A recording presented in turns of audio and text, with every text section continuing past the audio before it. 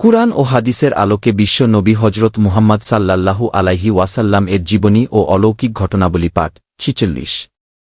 তখন মহানবী সাল্লাল্লাহু আলাইহি ওয়াসাল্লাম সেই আয়াতগুলোকে পুনরাবৃত্তি করলেন এবং তা তার অন্তরে বসে গেল। অতঃপর যখন তিনি হেরা পাহাড়ের গুহা হতে বের হয়ে এলেন, তখন তার অবস্থা এরূপ ছিল যে অন্তর ওহির ভারে কাঁপছিল।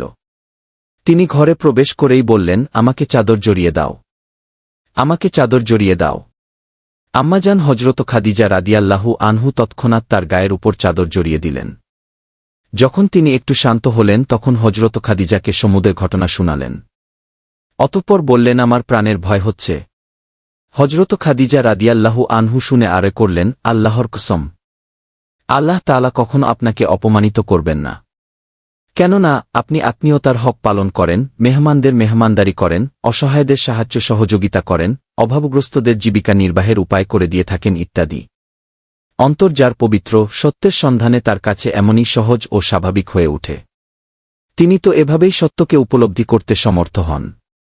যে যুগে ধর্ম বলতে কিছু ছিল না, ধর্মের আলো শুনবার কোনো উপায় ছিল না, হজরত খাদিজা রাদিয়াল্লাহু আনহু সেই অন্ধকার যুগের নারী।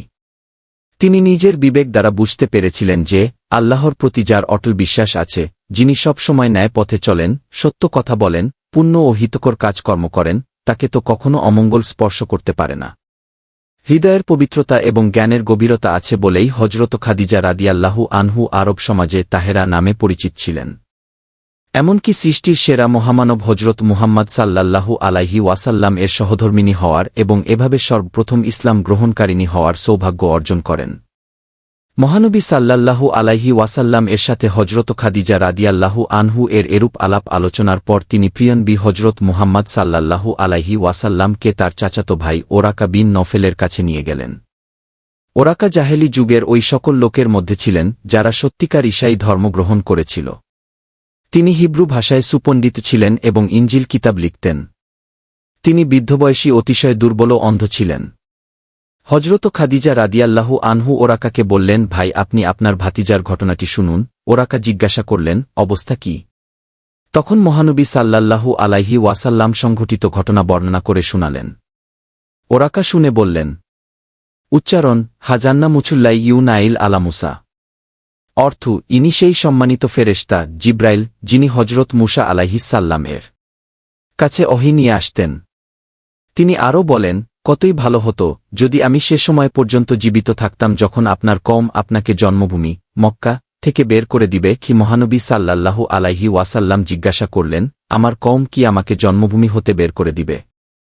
ওরাকা বললেন, নিঃসন্দেহে এরূপ হবে এবং যে পয়গাম পৌঁছাবার জন্য আল্লাহ পাক আপনাকে পয়গাম্বর বানিয়ে পাঠিয়েছেন, আর এ খেদমতের জন্য যিনি আদিষ্ট হয়েছেন তারই এ অবস্থা হয়েছে। অতএব যদি সে সময়টুকু আমার জীবিতকালেই আসে, তবে আমি পূর্ণ শক্তি দিয়ে আপনার সাহায্য সহযোগিতা করব। কিন্তু ওরাকা এর পূর্বেই পরলোক গমন করেন। বুখারী। ওহী নাজিলের দ্বিতীয় স্তর। উচ্চারণ ইয়াইনুহাল মুদ্দাচিরু কুম ফানির ওয়া রাব্বাকা ফাকাব্বির ওয়া চিয়াবাকা ফাতাহহির।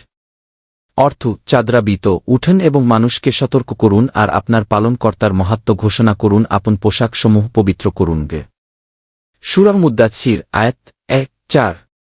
সূরা মুদ্দাচ্ছিরের এই আয়াতগুলো যেন মানুষের জীবনের উদ্দেশ্যকে পূর্ণ করে দিল।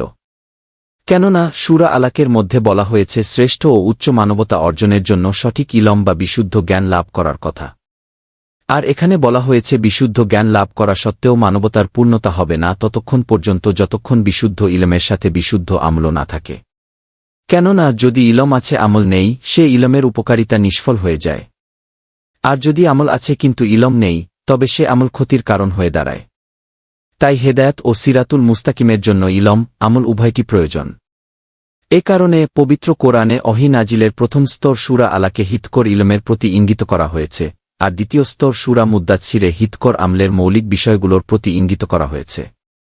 পূর্বে আলোচিত সূরা আলাকের আয়াতগুলোতে হেরা গুহায় নাজিলকৃত যে ওহীর কথা বলা হয়েছে তা ছিল ইলম নামক গুণের প্রকাশ ক্ষেত্র, যা ছিল ওহীর প্রথম স্তর। ওহী নাজিল হওয়ার ফলে মহানবী হজরত মুহাম্মদ সাল্লাল্লাহু আলাইহি ওয়াসাল্লাম এর দেহ ও মনে খুব বেশি চাপ পড়ত। তখনও তিনি ওহী গ্রহণের অভ্যস্ত ভালোভাবে হননি। তাই প্রথম দিকে ঘন ঘন ওহী নাজিল হতো না। একবার ওহী আসার পর কিছুদিন বন্ধ থাকত। এভাবে কয়েকবার বিরতি দিয়ে ওহী নাজিলের পর যখন তিনি তা গ্রহণের অভ্যস্ত হন তখন ঘন ঘন ওহী নাজিল হতে থাকে। অতঃপর দ্বিতীয় স্তরে হিতকর আমলের মৌলিক বিবরণ প্রকাশ করে সূরা মুদ্দাচ্ছিরের উপরোক্ত আয়াত কয়টি নাইল হয়। ওহী বন্ধের সময়কাল 6 মাসের মতো। ওহী নাজিলের তৃতীয় স্তর।